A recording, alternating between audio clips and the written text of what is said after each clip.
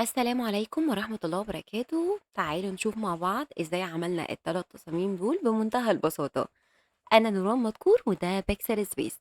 قبل ما نبدأ ما تنسوش لايك وتشتركوا في القناة عشان يوصلكم كل جديد. في الفيديوهات اللي فاتت شرحت اكتر من مرة ازاي نعمل نماذج 3D ونستخدمها كعناصر اساسية من التصميم، بدل زمان كنا بندور على استوكات وصور كده ايه ان احنا نستخدمها ونجمع صورة من هنا على صورة من هنا ونعمل الفكرة. فحاليا الذكاء الاصطناعي سهل علينا الموضوع ان احنا نتخيل العنصر ونديله البرومبت. لو احنا مش شاطرين فان احنا نكتب البرومبت، ممكن بمنتهى البساطة نشرح له كده باللهجة بتاعتنا العامية المصرية او ايا كانت جنسيتنا، بنتكلم معاه كأنه حد صديق، يعني بنقول له انا محتاج كذا وكذا وكذا، فبيدينا النتيجة اللي قدامنا دي كلها من الذكاء الاصطناعي. واشتغلنا شوية بالفوتوشوب. طيب، على السريع كده ممكن أوريكم بس نموذج واحد إزاي تطلعوه وإزاي تتكلموا مع ChatGPT أو أي منصة فيها chat، إزاي توصفوا له الحاجة اللي أنتم محتاجاها. في البداية إحنا بس عملنا التصاميم دي إزاي من حيث الفكرة. فأول حاجة لمّا العميل بيتكلم معانا بيقول لنا أنا محتاج تصميم عن كذا ومجالي كذا، التصميم محتاجه مثلًا لخدمة معيّنة أو لبيع منتج معيّن.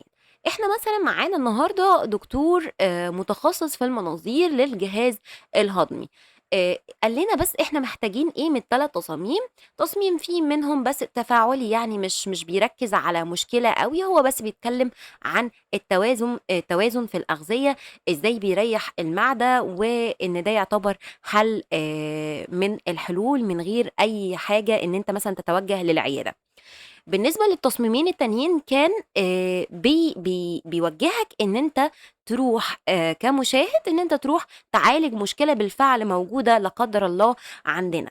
فدي كان الbrief كده بشكل عام الدكتور كان محتاج إيه.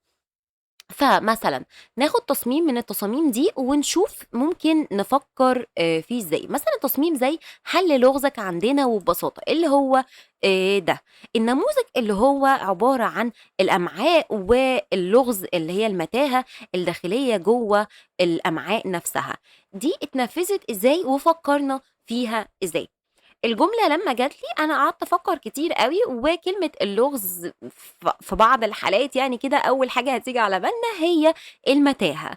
لغز قصاده إيه، متاهة، قبل ما نيجي نحلّه كده إيه، يعتبر ده بالنسبة لنا بيبقى لغز. ف رُحت على Pinterest وكتبت ads اللي هي medical ads، وبدأ يطلع لي نماذج creative أوي من التصاميم. وقعدت كده أفكّر لو في حاجة مناسبة إن أنا أستلهم منها أو إنها تدّيني فكرة مناسبة. فبصراحة ما حسّيتش إن في حاجة أوي قريّبة من اللي في بالي، فرُحت على طول كتبت ChatGPT على جوجل وهاوريكم عملناه إزاي. بمجرّد ما بندخل على ChatGPT لو أول مرّة تستخدموه، مع إن ما أظنش يعني، بتسجّلوا بس بالGmail بتاعكم عادي جدًا وبتبدأوا تستخدموه بشكل مجاني لعدد مرّات أسئلة قليل، دي بالإيه يعني كده مجانًا من غير أي اشتراك. طيب، أنا هنا مثلًا هاقول له أنا بافكّر أعمل تصميم بيتكلّم عن، فطلبت إن المتاهة الداخلية جوّه الأمعاء تكون باللون الأزرق والأمعاء نفسها باللون الطبيعي اللي هو على اللون الأحمر. فبيبدأ من هنا إنشاء الصورة. مش من أول مرّة بناخد نتيجة ممتازة، بما إن إحنا أصلًا بنستخدم خطة مجانية مش المدفوعة، بس بنشوفها لو لقيناها تمام بنستخدمها، لقينا لأ فيها مشاكل، بنبدأ بقى من خلال الصورة نشوف إيه العيوب ونقول له لأ صلّح لي كذا ونستنى النتيجة مرّة كمان. زي ما إحنا شايفين كده فعلًا صنّع لي الصورة، وممكن إن إحنا نستخدمها زي ما هي كده داخل التصميم وهتبقى تحفة. هي من أول مرّة عجبتني. بنفضل بقى نعدّل على الشكل لو إحنا مش محتاجين المتاهة بالشكل ده، ممكن إن إحنا ننبّهه إن شكل المتاهة يكون داخل الأمعاء نفسها، مش داخل مربّع وكده. فبنفضل نتكلم معاه عادي جدًا، وكل مرّة هيدّينا نتيجة مختلفة تمامًا. إحنا لو عملنا داونلود للعنصر بالطريقة دي بناخده عادي جدًا أهي ونحطها جوّه ثانية من فايل بنختار الsize بتاعنا اللي هو 1080 في 1350 للإنستجرام، وبنعمل create وبناخد الصورة عادي جدًا ونحطها جوّه التصميم. طيب إحنا زي ما اتفقنا لون الbackground بتاعتنا على أزرق على أزرق، وبنحط فوقها بقى إيه العنصر بتاعنا. زي ما إحنا شايفين كده عنصر بسيط جدًا بس خلّى التصميم يبدأ يبان من غير حتى ما نحط أي حاجة لسه جوّه التصميم. فدي الفكرة بشكل عام عشان ما أطوّلش عليكم، دي الطريقة اللي أنا نفّذت بيها كل العناصر الأساسية داخل ال3 تصاميم اللي هننفّذهم النهارده. يالّا بينا كده نتوكّل على الله ونسمّي الله ونشوف هنعمل إيه. تحت الفيديو هتلاقوا الfile عليه كل الملحقات اللي أنتم شايفينها دلوقتي. أول حاجة إحنا اتفقنا عليها الfile اللي هنشتغل عليه، نختار المنصة اللي هنشتغل عليها، الsize بتاع الإنستجرام 1080 1350 ناخد اللون أو كود الbackground اللي إحنا شغالين عليها، وده يرجع للعميل نفسه. أنا عميلي طالب اللون ده، فباروح من هنا باختار solid color وبادّي له الكود اللي هو للدرجة بتاعة الهوية بتاعتي، تمام. أول حاجة إحنا عايزين نثبّتها جوّه الart board زي ما إحنا اتفقنا قبل كده، هي الشعار أو لو في بيانات تواصل العميل مدّيها لنا. بما إن ما فيش بيانات تواصل، في بس الشعار، فهاخد الشعار زي ما هو كده ونحطّه جوّه التصميم مؤقتًا كده ونشوف بعد كده هنوزّعه إزاي. وكمان تاني حاجة إحنا اتفقنا عليها بنعمل save as ضروري جدًا عشان لو حصل أي مشكلة في الإنترنت البرنامج طالع مرّة واحدة نبقى عارفين نسترد كل إيه الخطوات. طيب إحنا زي ما اتفقنا كده هنشتغل بالملحقات اللي معانا وقُلت لكم نفّذتها إزاي. أول تصميم معانا أنا هنا اتكلمت عن التوازن بين الأطعمة، إنه قد إيه يعني إن هو مهم إن إحنا نوازن، ويا ريت كمان إن إحنا الميزان يعني مايل شوية اتجاه الحاجات الصحية مش الunhealthy، يعني مش بيقول لك اقطع الحاجات اللي هي الfast food والكلام ده كله، إحنا بس بنوازن. فخلّيت الميزان ده طلبت طبعًا من ChatGPT إن الميزان يكون مش متساوي، وعملت للميزان remove background زي ما إحنا شايفين كده، طبعًا طلبت منه إن اللون يكون أزرق مضيء شوية عشان يناسب الهوية بتاعتنا.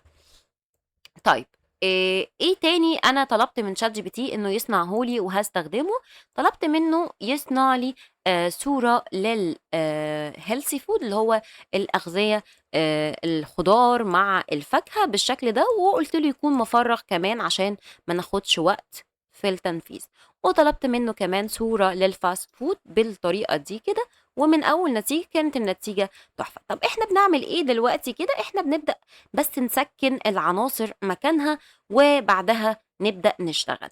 زي ما إحنا اتفقنا إن الbackground لمّا تبقى solid color بالطريقة دي ما بتبقاش جذابة وتبقى لونها مستفز أوي. فإحنا عايزين كده نرسم الخلفية بدل ما نجيب خلفية جاهزة، نرسمها إزاي؟ نعمل new layer من هنا ونروح بالبراش ونختار لون فاتح شوية عن الأزرق الغامق أوي ده، وبنعمل نقطة في نُص الخلفية ونكبّر شوية بالطريقة دي. فإحنا كده عملنا إيه، إحنا بس حطّينا مصدر إضاءة كده إيه، يبيّن العناصر شوية أو يفصل العنصر عن الخلفية. طيب ممكن نعمل إيه كمان، ممكن بالبراش برضه نعمل new layer ونختار الدرجة اللي هي ريش شوية كده على مخضرة سِنّة، ونعمل برضه نقطة ونسحبها بالطريقة دي كده إيه، تحت الميزان ونخلّيها تحت الميزان الlayer تحت الميزان.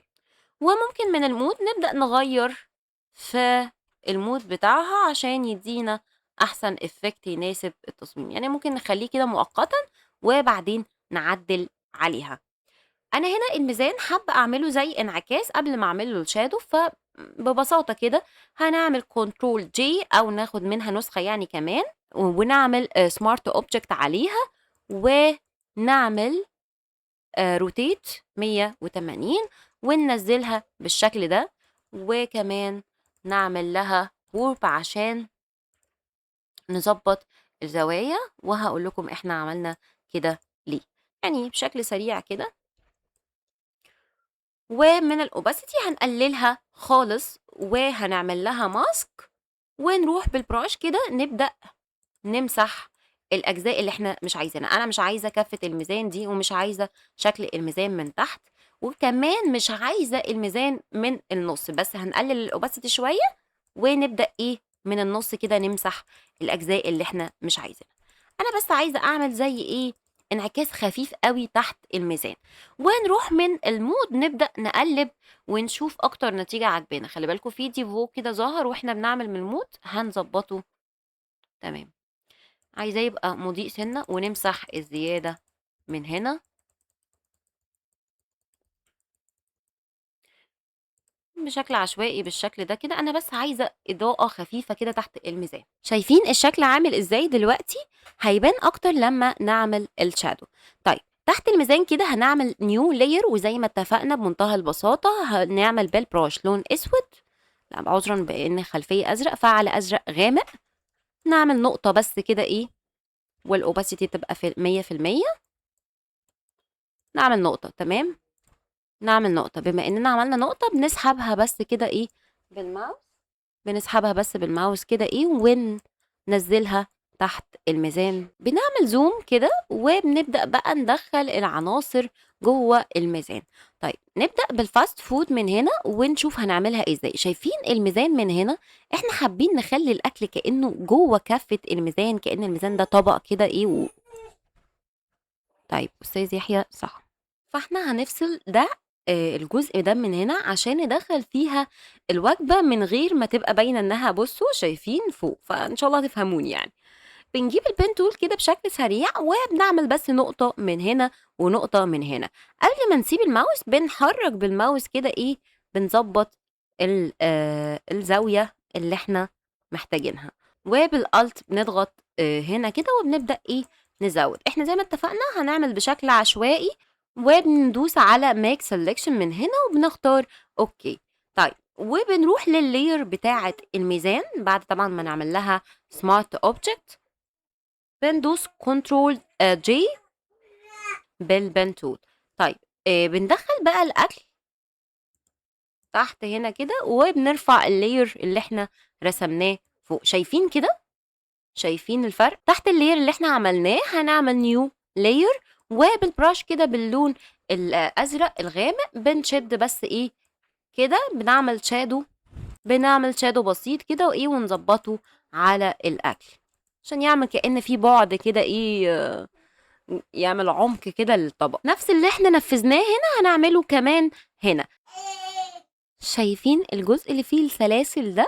بنروح بأي أداة select كده، وبنعمل بس select كده بشكل عشوائي، ونبقى معلمين كده على الlayer اللي هي بتاعة الميزان، ونعمل Ctrl J، ونفس الكلام في السلسلة دي. اللي في النُص هنسيبها زي ما هي تمام،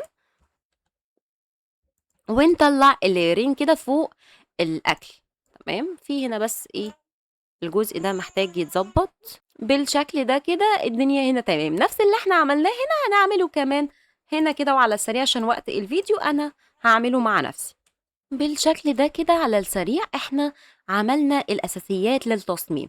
الحاجات بقى اللي جاية دي كلّها يعتبر جماليات وهتبقى سهلة عليكم إن شاء الله.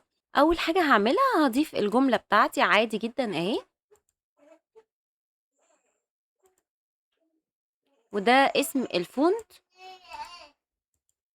وده اسم الfont بتاع كلمة سر. وعملت بالpen tool بس شكل كده إيه على السريع، وهاخد علامة صح دي كده وأحطها على الميزان، وأخلّي لونها بالأبيض، ونعملها smart object عشان نغيّر الmood ونخلّيه على شفاف، نخلّي الmood overlay. أنا هنا حابة ورا الميزان زي background كده بس على خفيفة، أحط كده إيه شكل للجهاز الهضمي بشكل vector يعني. فلقيت دي على Freepik وخدتها هاستخدمها ورا الميزان زي ما هي كده، وهتستغربوا شكلها في البداية. طبعًا إحنا نطنّش تمامًا صوت باشمهندس يحيى اللي في الخلفية، واعتبروه كإنه كده إيه بيتهوفن بيعزف.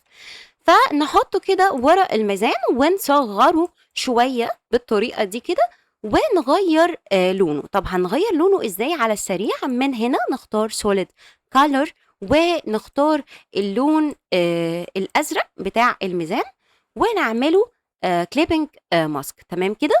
تمام. ومن المود، انا حاسه ان انا بحارب، من المود هنبدأ بقى ايه نغير في اللون بتاعه وندمج الليرين مع بعض ونعملهم نعملهم سمارت اوبجكت من هنا ونغير كمان في المود. شايفين اللون بتاع الاوفرلاي بقى لذيذ قوي كده ازاي؟ ده اللي انا محتاجاه. يتبقى بس حاجة سريعة كده هنعملها، هكتب سيركل على اي منصة هيطلع لي دوائر بالشكل ده كده ايه مضيئة. احنا ممكن نعملها احنا بس عشان وقت الفيديو عملتها جبتها جاهزة. تمام. خدت شكل الدايرة ده ورحت للمود اخترت سكرين. تمام. وبعدها هسحب اللير تحت الميزان وكل العناصر بالشكل ده وهعمل منه نسختين كمان. النسختين اللي انا خدتهم دول هعمل لهم سيلكت كده واصغرهم واخليهم شكل بيضاوي اكتر. تمام. وهنروح للمكان اللي احنا شايفينه اكل صحي يعني، وبننزل بالدايرتين كده بشكل كده يعني نخلي الاتنين ظاهرين بالشكل ده كده. يعني كأننا بنعمل كده ايه فوكس على الكفة دي من الميزان. وبمنتهى البساطة أول تصميم خلص معانا، بس هنكبر شكل الميزان وهننزله شوية. فنعمل بس نحفظ أو نعمل قفل على الحاجات الأساسية في الخلفية ونعمل سيلكت على كل العناصر ونسحبهم بالشكل ده كده ايه في منتصف التصميم. طيب كده احنا خلصنا اول تصميم ونروح على التصميم اللي بعده. ناخد نفس الاعدادات او نفس كل حاجة. ازاي؟ نضغط على الارت بورد ونعمل الت ونسحبها جنبها كده فعمل لنا نسخة كمان من نفس التصميم.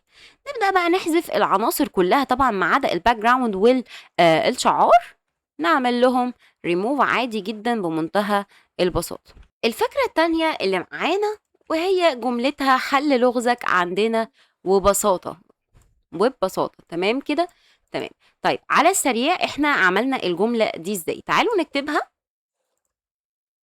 حل لغزك، اسم الفونت اللي هو لينتكس اهو مكتوب عندكم فتقدروا تعملوا له داونلود عادي جدا. كتبت كلمة حل لغزك لوحدها وكلمة عندنا كمان لوحدها وببساطة كمان لوحدها. كل الجملة بنفس الفونت، بس هي الفكرة كلها في الترتيب وفي الورب اللي احنا هنعمله والكيرف اللي هنعمله للجملة.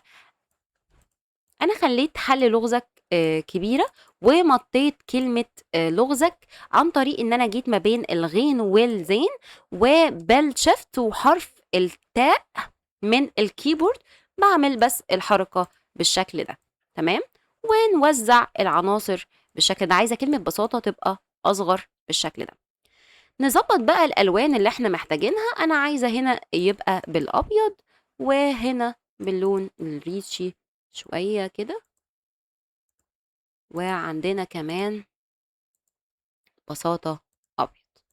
طيب كلمة حل لغزك بناخد كلمة كلمة ونعمل لها الإفكت اللي أنا هقول لكم عليه. بنروح من تايب هنا وبنختار كلمة وورب تكست من هنا، ومن الستايل بنختار فلاج فلاج من هنا. تمام. احنا كأنها علم يعني بنعمل لها بس ايه حركة كده بسيطة. شايفين انا عملتها بالسالب اول كلمة.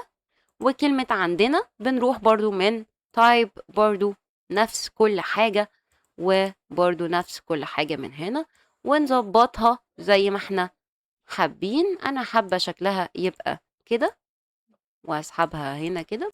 وكلمة وببساطة كانت فعلا بسيطة ومش محتاجة اي حاجة فعملتها بالشكل ده وجبت ريكتانجل بالشكل ده كده مستطيل بسيط خليته ورا الخلفية عذرا ورا الكلمة وبس. نحذف بقى دول. طيب نروح بقى للعنصر الأساسي اللي احنا صنعناه بتشات جي بي تي اللي هو المتاهة شكل الأمعاء. طبعًا بعد نتايج كتير زي ما اتفقنا طلّع لي الشكل ده، فحبيت إن أنا أستخدمه زي ما هو، بس من نهاية الأمعاء حبيت يكون في زي كده إيه، بوابة مفتوحة وفي شخص داخل أو عذرًا خارج من المتاهة دي، إن هو لقى الحل يعني وخرج من المتاهة والأزمة والأمراض اللي كانت عنده في الجهاز الهضمي. ف برضه كتبت على feedback وصف عذرًا، كتبت على ChatGPT وصف البوابة اللي أنا محتاجاها إنها تبقى بشكل بسيط كده أيقوني، فعمل لي الشكل ده بشكل بسيط خالص، وهاستخدمه هنا وأغيّر لونه، تمام، أصغّره بس كده شوية، ومن هنا من الsaturation نبدأ بقى إيه، نعمله بس clipping mask ونبدأ نغيّر لونه، أنا عايزاه على لون الخلفية اللي هو على أزرق. هنا باقي بس الأرضية كده إن أنا أعمل فيها كتبت أرضية كده وده الشكل اللي طلع لي، أتمنى تبقوا فاهمين أنا ما باعملش فيديوهات الفترة اللي فاتت ليه. وهنروح من هنا كده غيّرنا الmood بتاعنا ونقلل الopacity. خدت الشكل بتاع المتاهة ده كده إيه، وننزّله تحت خالص ورا الخلفية، ومن الmood نبدأ نقلّب كده ونختار اللون اللي هو فاتح شوية، يعني مثلًا ممكن اللي هو الdodge ده يبقى مناسب، وبس نقلل الopacity شوية عشان ما يبقاش لون صعب. وفاكرين النقطة بتاعة الإضاءة اللي إحنا كنا عاملينها في أول تصميم، أنا إيه، هاكبّرها بس حبّة كده إيه، وأخلّيها في المنتصف. ونكبر الجملة وبس كده احنا خلاص يعتبر خلصنا التصميم التاني وبمنتهى البساطة خلص معانا. طبعا ما ننساش الشعار، نحط الشعار هنا عند نهاية الشكل. وعايزة شايفين فاكرين فاكرين شكل الدايرة اللي احنا كنا عاملينها في أول التصميم، هناخدها برضو ونخليها كده ايه على الأرض بالشكل ده كأننا عاملين دايرة على شكل الشعار، يعني بنعبر ان ايه، يعني في العيادة هتحل أزمتكم يعني. وبمنتهى البساطة كده التصميم التاني كمان خلص معانا، نروح للتصميم التالت واللي هو هيكون أسهل تصميم فيهم. بمنتهى البساطة كده نشوف عملناه إزاي. نحذف كل العناصر اللي إحنا مش محتاجينها زي ما اتفقنا، بنخلي التصميم بس على اللون بتاع الخلفية والشعار. وأنا طلبت من ChatGPT يعمل لي كده صورة للمعدة كأنها يعني كأس كده شفاف، ويكون بدون خلفية ويكون فيها سائل كده بيعبّر عن الخطر والحموضة والكلام ده كله. طيب عمل لي الصورة وكانت ممتازة، بس طبعًا مش من أول مرّة، طلّع لي نماذج زي الزفت في البداية، بس أنا إيه، فضلت مُصرّة ومصممة وراه لحد ما عمل لي النتيجة اللذيذة أوي دي. طيب إحنا هنا بشكل سريع كده شايفين الخلفية بتاعة الزجاج مش شفافة، فنحل الأزمة دي بمنتهى البساطة بالبراش، ونبقى عاملين ماسك زي ما إحنا متفقين، وبنقلل الsize شوية، ونبدأ من هنا كده إيه، باللون الأسود نبدأ، لأ بس إيه، نقلل الopacity الأول عشان نبقى شطار كده إيه، نقلل الopacity. نقلل الopacity بالطريقة دي مرة على التانية، ونفتح الأماكن اللي إحنا عايزينها كأنها شفافة عشان تبين اللون الأزرق بتاع الخلفية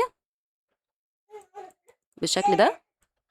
طبعًا أنا مستعجلة عشان ما اصدعكوش بصوت أستاذ يحيى، فأنتم ركّزوا في التفاصيل بشكل أكتر. كده بشكل عام كده بشكل عام التصميم يعني بمنتهى البساطة قرّب يخلص، هنحط بس فيه كده إيه، آآ زي ضباب كده وكلمة toxic تبقى موجودة. ف نعمل ده إزاي؟ رُحت لفريبك وقعدت أدوّر وكتبت toxic ف ظهر لي الشكل ده، سام يعني. فهاخد الضبابية دي كلّها كده وزي ما هي على الفوتوشوب نسحبها ونحطها هنا. طيب نكبّر الصورة شوية